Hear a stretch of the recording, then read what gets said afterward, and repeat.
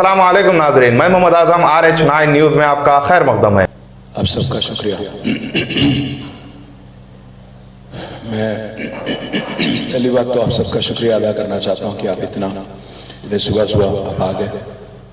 हमारे पार्टी की तरफ से पिछले 2-2.5 महीने से हम लोग कैंपेन में लगे हुए हैं, तो इनमें से कई सारे इश्यूज ऐसे हैं जिनके बारे में मैं थोड़ा क्लैरिफिकेशन देना चाह रहा था। खास हमारे माइनॉरिटीज़ और स्पेशली हमारे मुसलमान भाई और बहन जो हैं, उनको कुछ चीज़ों के बारे में जो अफवाहें, जो गुमराह करने की कोशिश जो कांग्रेस पार्टी और बीजेपी कर रही हैं, इनके बारे में मैं थोड़ा क्लैरिफिकेशन और इनके बारे में मैं कुछ कहना चाह रहा था। पहली बात तो यह है कि कांग्रेस पार्टी एक ज़बरदस्त नेगेटिव प्रोपेगेंडा चलाते हुए हमारी KCR साहब की हुकूमत को, BRS हुकूमत को बदनाम करने की बहुत बड़ी कोशिश कर रही है।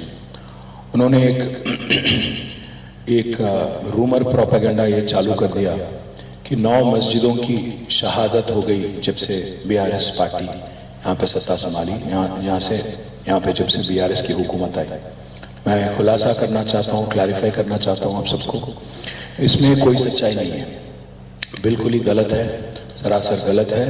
ये झूठ के बुनियाद पे आज एक नेगेटिव प्रोपेगेंडा कांग्रेस पार्टी जो कर रही है, ये सरासर गलत है। मैं पूरी तरह से मैं डिटेल भी लाया, मैं पूरा छानबीन करके, तहकीकात करके हमारे पार्टी की तरफ से और हमारे गवर्नमेंट की तरफ से मैं जो भी आज डिटेल कह रहा हूँ, I am up for any scrutiny. आप कोई भी स्क्रूटिनी आप करना चाहें, हम तैयार हैं। जो 9 मस्जिदों की बात कर रहे हैं कांग्रेस पार्टी वाले, मैं बोलना चाहता हूँ, मस्जिद यखाना और अशूर खाना अंबरपेट में जो मस्जिद थी, वहाँ पे हुआ क्या है कि ओरिजिनली एक रेसिडेंस था और अंबरपेट की जो फ्लाईओवर बन रही थी वो 6 नंबर चौरस्ते पे, तो रोड एक्सपेंशन के वास्ते जब बात आई ये मस्जिद खाना अशूर खाना की, तो वहाँ पे एक मुस्लिम फैमिली रह रही थी। उन्होंने इनफैक्ट किराए पे भी दिया हुआ था एक शॉप के वास्ते। तो जब GHMC ने उनको अप्रोच किया तो उन्होंने 2.5 करोड़ उनसे GHMC से कॉम्पेंसेशन भी लिया और उन्होंने खुद आगे आके वो लैंड को सरेंडर किया। मैं पहली बात तो ये कहना चाहता हूँ, फैमिली आगे आई, कॉम्पेंसेशन ली, बाद में ये हुआ। साथ ही साथ तेलंगाना सेक्रेटेरिएट जब नहीं बन रही थी, पुरानी जब सेक्रेटेरिएट तोड़ के नहीं बनाने की जो बात हुई, तो उसमें मस्जिद दफ्तरे मोतामदी और मस्जिद हाशमी दोनों के बारे में बहुत सारे अफवाहें, बहुत सारे लोग आज कैंपेन कर रहे हैं, बट एक हकीकत तो यह है कि दोनों के दोनों शानदार तरीके से बनाए गए। और हमें तो बस एक और बात भी कहना है, बीजेपी वाले तो ये कहते हैं कि सेक्रेटेरिएट खुद मुस्लिम आर्किटेक्चर, इस्लामिक आर्किटेक्चर पे बेस है करके बीजेपी वाले भी बदनाम कर रहे हैं। आप देखिए, ख्वाजा महमूद शमशाबाद मास्क जो है, ये वहां पे एक म्युनिसिपल कमिश्नर थे जिनका नाम है साबिर अली। जिस दिन एक आदमी ने हाई कोर्ट में एक फाइल किया पिटिशन कि मॉस्क को इलीगली कंस्ट्रक्ट किया गया, ये म्युनिसिपल कमिश्नर का नाम है साबिर अली। जब साबिर अली साहब आगे आके वो हाई कोर्ट ऑर्डर इंप्लीमेंट करने के कोशिश कर रहे थे, तो हमारे महमूद अली साहब, हमारे होम मिनिस्टर साहब खुद चले गए वहां पे और सारे वक्फ बोर्ड के भी अफसरों को लेके गए और अल्टीमेटली उसको पूरी तरह से रिकंस्ट्रक्शन भी, ख्वाजा महमूद शमशाबाद मास्क का रिकंस्ट्रक्शन भी पूरी तरह से हम लोग मुकम्मल कर दिए। साथ ही साथ कुतुब शाही मस्जिद शामिरपेट में इसकी भी शहादत की बात हुई थी, बात फैला रहे हैं। तो मैं कहना चाहता हूं, ये जो काम था, ये करतूत जो था, कुछ चंद वहां पे लैंड ग्रैबर थे, उनकी थी, और जब लैंड ग्रैबर आए उस पे पड़े, उसमें गवर्नमेंट का कोई हाथ नहीं आए और उसको गिराने की कोशिश करे, तो उसको पुलिस ने और ऑफिसर्स ने और लोकल जनता ने पूरी तरह से, लोकल जो हमारे हिंदू भाई है उन्होंने भी इसकी सपोर्ट की और पूरी तरह से रिकंस्ट्रक्शन भी करवा दी। यह है कुतुब शाही मस्जिद शामिरपेट। और एक कुत्तागुड़म भद्राद्री में 2019 की बात हो रही है कि एक मस्जिद की शहादत हो गई जो फॉरेस्ट एरिया में थी। बट मैं फिर से कहना चाहता हूँ, वहां पे भी रिकंस्ट्रक्शन हो गया और वहां पे भी फिर हुकूमत नहीं आगे आके पूरी तरह से कोत्तगुडम भद्राद्री में 2019 में ही फॉरेस्ट वालों को मना के रिकंस्ट्रक्शन भी हमने करवा दिया। साथ ही साथ मस्जिद नूरी शमशाबाद, ये मस्जिद जो है पूरी तरह से आज भी महफूज है, पूरी तरह से इंटैक्ट है। अगस्त में उसके बगल में जो मुलगियां थी वो भी NH national highway authority of India वाले वो मलगी हटाए, पर पूरी मस्जिद पूरी तरह से महफूज है। और मैं एक और बात भी कहना चाहता हूँ, इसके बारे में मैं खुद वाकिफ हूँ। हमारे जो लोकल MP है रंजीत रेड्डी और लोकल MLA जो है प्रकाश गौड़, दोनों भी मेरे पास आए थे वहां के लीडरों को लेके, और हमने यहाँ पे मस्जिद नूरी का एक नया मस्जिद भी हमने बनाया। इसमें मलगी चले गए पर मस्जिद इंटैक्ट है और नया मस्जिद भी वहां पे बनवा दिया गया। साथ ही साथ एक आरोप ये भी लगा जा रहा है कि जलालगुड़ा बालापुर में एक उस्मान मोहम्मद करके कांग्रेस लीडर है, वो फैलाए जा रहे हैं कि यहाँ पे कुछ हुआ, पर मैं कहना चाहता हूँ यहाँ पे हुआ ही कुछ नहीं। वहां पे मस्जिद का वहां पे कोई प्रूफ भी नहीं है कि वहां पे एक मस्जिद था। तो जो उस्मान मोहम्मद है, ये जो आज कह रहे हैं, ये जो आरोप लगा रहे हैं, सरासर गलत है।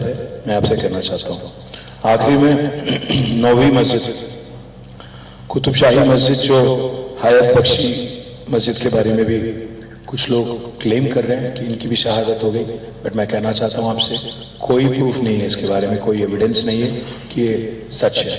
भाइयों, इसलिए मैं कहना चाहता हूं आप जो एक फॉल्स प्रोपेगेंडा, जो रूमर मिल जो चल रहा है आज, इसको लेके थोड़ा होशियार रहिएगा, क्योंकि आज तेलंगाना में जीतने के लिए कुछ भी बोल के, मतलब नेगेटिव प्रोपेगेंडा चला के, कुछ भी बोल के, झूठ को वही सच बोलने का एक तरीका निकाल के, एक झूठ को 100 बार बोल के आज जबरदस्ती एक कोशिश कर रही है कांग्रेस पार्टी और बीजेपी वाले।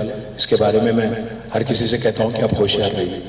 मुझे तो कांग्रेस पार्टी की रवैया देख के मुझे ये लग रहा, आज जो प्यार जता रहे हैं, जो मोहब्बत जता रहे हैं, वो हमारे माइनॉरिटी ब्रदर्स, खास हमारे मुसलमान भाई और बहन की तरफ। मुझे एक कहावत याद आ गया, एक बिल्ली 100 चूहे खा के हज को निकली। वो कहावत याद आ गई मेरे को। कई को बोले तो आज 55 साल हुकूमत चलाने वाली कांग्रेस, 55 साल हुकूमत चलाने वाली कांग्रेस आज आके ये कहती हैं कि मुसलमान गरीब है, लाचार है, पासमंदगी में फंसा हुआ है। तो मैं पूछना चाहता हूं भाइयों, कौन जिम्मेदार है? 55 साल हुकूमत चलाने वाली कांग्रेस जिम्मेदार है कि 9 साल हुकूमत चलाने वाले KCR जिम्मेदार है? आप सोचिएगा। एक बात मैं इस चीज पे कहना चाहता हूं, आज कांग्रेस पार्टी इतनी कंफ्यूज्ड है, इतनी बुरी तरह कंफ्यूज है, क्योंकि उनको किसी भी हाल में वोट चाहिए। इतना कंफ्यूज है वो कि उनके माइनॉरिटी डिक्लेरेशन खुद आज गड़बड़ है। और मैं आज पूरी जिम्मेदारी के साथ बात कह रहा हूं, आज कांग्रेस पार्टी ने जो माइनॉरिटी डिक्लेरेशन लाया, ये अगर अमलावरी होगी इसकी, तो सबसे ज्यादा नुकसान होगा मुसलमानों का। वो इसलिए क्योंकि कांग्रेस पार्टी कहती है अपने माइनॉरिटी डिक्लेरेशन में कि सेंसस कराएंगे और माइनॉरिटीज को ले जाकर मुसलमानों को BC में डालेंगे। मैं पूछना चाहता हूं, BC और मुस्लिम का क्या वास्ता है? हाँ, 4% तहफुजात के लिए मुसलमानों को, चंद मुसलमानों को, चंद कम्युनिटीज को ऐड किया गया BC में, BCE करके एक कैटेगरी बना के ऐड किया गया। बट इसका मतलब ये नहीं कि पूरे के पूरे मुसलमान आज BCE कैटेगरी में है। आज बीजेपी और कांग्रेस दोनों भी एक ही आवाज से बोल रहे हैं। अमित शाह, किशन रेड्डी और नरेंद्र मोदी ये कहते हैं कि 4% तहफुजात हटा देंगे। मैं उनसे कह रहा हूं, आपसे भी कह रहा हूं और कांग्रेस वालों से भी कह रहा हूं, जो 4% तहफुजात है ये रिलीजन के बेसिस पे नहीं है। बैकवर्ड क्लासेस कमीशन ने मुसलमानों में जो लोग गरीब हैं, जो लोग पॉवर्टी, बिलो पॉवर्टी लाइन है, उनको BCE कैटेगरी में, उनको हर किसी मुसलमान को नहीं, उनमें से कुछ लोगों को इसमें ऐड करते हुए फिर बैकवर्ड क्लास कमीशन ने ये रिपोर्ट दिया था कि आप रिजर्वेशन अमल करो। आज अगर सेंसस करेंगे, जैसा कांग्रेस पार्टी कह रही है, कास्ट सेंसस करेंगे और मुसलमानों को ले जाके अगर BCs में अगर इंक्लूड कर देंगे, आपका माइनॉरिटी दर्जा चला जाएगा। माइनॉरिटी वेलफेयर मिनिस्ट्री नहीं रहेगी, माइनॉरिटी कमीशन नहीं रहेगी, माइनॉरिटी कॉर्पोरेशन नहीं रहेगी, और माइनॉरिटीज के लिए अलग से जो आपके लिए एक प्रोविजन है, क्योंकि आपको ऑलरेडी दस्तूर आपको पहचानती है। आज रिलीजियस माइनॉरिटीज को कॉन्स्टिट्यूशन ऑफ इंडिया रिकॉग्नाइज करती है, दस्तूर रिकॉग्नाइज करती है। बट कांग्रेस पार्टी का ये नादानी नहीं है। मुझे तो लगता है कि आज एक आरएसएस का आदमी आज कांग्रेस पार्टी को चला रहा है तेलंगाना में, रेवंत रेड्डी। इस वजह से आज कांग्रेस जो है एक कास्ट सेंसस में आज एक कंफ्यूजन क्रिएट करके अल्टीमेटली यूनिफॉर्म सिविल कोड जिसकी बात आज कांग्रेस बीजेपी कर रही है, उसको अल्टीमेटली सपोर्ट करने की एक साजिश लग रही है मुझे। आप ये सोच, इलेक्शन के वास्ते नहीं बोल रहा हूं, आप सोच समझ के संजीदगी से काम लेना। आप भी, हमारे भाइयों से भी मेरी रिक्वेस्ट है, आप भी थोड़ा इस पे तहकीकात करिए, छानबीन करिए, इससे क्या नुकसान होता, फायदा होता, क्या होगा, जरा आप भी, आप दानिशमंद लोग हैं तो आप थोड़ा इस पे भी छानबीन करें, मेरी रिक्वेस्ट आपसे है। क्योंकि एक बार अगर आप बीसी में इंक्लूड हो गए तो फिर माइनॉरिटी वेलफेयर मिनिस्ट्री की कोई चांस नहीं रहेगा, माइनॉरिटी कमीशन की कोई चांस नहीं रहेगी, और अलग से बॉडी जो इंतजाम इससे पहले किए गए थे उनका कोई भी आपको फिर मौका नहीं मिलेगा। आखिरी में मैं एक कहूंगा जरूर, माइनॉरिटी डिक्लेरेशन जो उन्होंने बनाया, सेंसस की जो बात की, वो सेंसलेस बात है, वो सेंसस नहीं सेंसलेस बात है। मैं फिर से कहता हूं, अगर वो सेंसस होगा, अगर आपको ले जाके बीसी में डाला जाएगा तो यूनिफॉर्म सिविल कोड जरूर अमलावरी करने में ये फर्स्ट स्टेप हो जाएगा, पहला कदम होगा, आप याद रखिएगा। और आज तक जब से मैंने ये मुद्दा उठाया तब से लेके आज तक वो कांग्रेस पार्टी वाले कम से कम क्लैरिफाई तक नहीं करे। मैं जो बात कह रहा था आपसे 4% तहफात के बारे में, मैं याद दिलाना चाहता हूं, बैकवर्ड क्लासेस कमीशन ने मुसलमानों में से 14 सेक्शन को पहचाना और उनके वास्ते अमलावरी की। कई सारे लोगों को इसमें एक्सक्लूड भी किया गया था। आज ना अमित शाह जानते हैं, ना किशन रेड्डी जानते हैं, ना रेवंत रेड्डी जानते हैं कि आज मुसलमानों में सैयद, मुगल, पठान, ईरानी, बोरा जैसे कम्युनिटीज को रिजर्वेशन अमल नहीं होती। जो गरीब है, जैसे बार्बर है, बुचर है, स्टोन क्रशर है, वॉशरमैन है, जो गरीब है, एकदम गरीब है, उनको गरीबी के हिसाब से, सोशियो इकोनॉमिक स्टेटस के हिसाब से रिजर्वेशन दिया जा रहा है। ये जो बात फैलाने की कोशिश बीजेपी कर रही है, जो साजिश बीजेपी कर रही है कि रिलीजियस बेसिस पर रिजर्वेशन है, ये सरासर गलत है। और फिर से मैं कहता हूं, हमने वादा किया था 12% तहफात की, हम उस पर बिल्कुल कंसिस्टेंट है।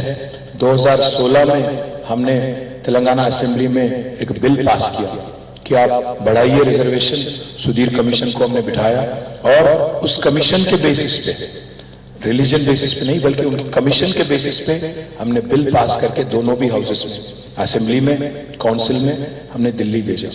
पर दिल्ली में जो बीजेपी की हुकूमत है, आप तो जानते ही हैं आपकी तरफ उनकी क्या रवैया है।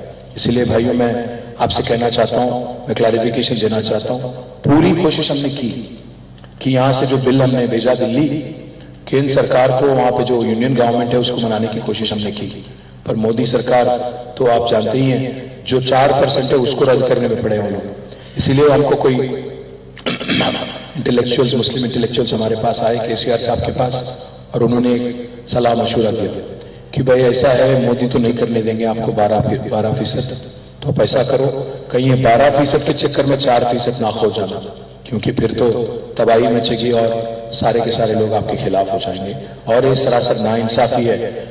हमारे यहाँ जो रिजर्वेशन जिनको मिला 4%, उनके लिए बहुत बड़ी मतलब खात्मा होगा, बहुत बड़ी खतरनाक उनके लिए एक स्टेप हो जाएगा। तो इसलिए हमने स्ट्रेटेजिकली बिल पास करने के बाद भी हमने स्ट्रेटेजिकली थोड़ा एक गवर्नमेंट पीरियड हमने अपनाया। वादा भी करते हैं आपसे, 2024 में उम्मीद है कि एक सेक्युलर गवर्नमेंट बनेगी, यूनियन गवर्नमेंट, और उसमें बीआरएस का भी अहम भूमिका रहेगा, अहम रोल रहेगा। तो वादा यह है जो 2016 में हमने असेंबली। तो नाजरीन, इजाजत दीजिए और बने रहिए हम सब की आवाज RH9 न्यूज के साथ। चैनल को सब्सक्राइब कीजिए, वीडियो को लाइक कीजिए, जितना हो सका ज्यादा से ज्यादा शेयर कीजिए। खुदा हाफिज।